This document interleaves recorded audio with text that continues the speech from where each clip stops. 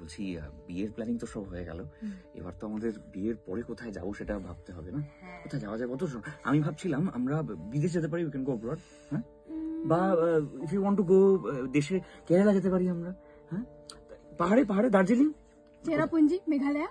মেঘালয়? হ্যাঁ হ্যাঁ, প্লিজ চলো। না না না, শোনো, অন্য যে কোনো জায়গায় যাই আমরা। না। অনেক পাহাড় আছে, মেঘালয়াতে না যাবো না না, না, অনেক ভালো জায়গা ওখানে চলো না।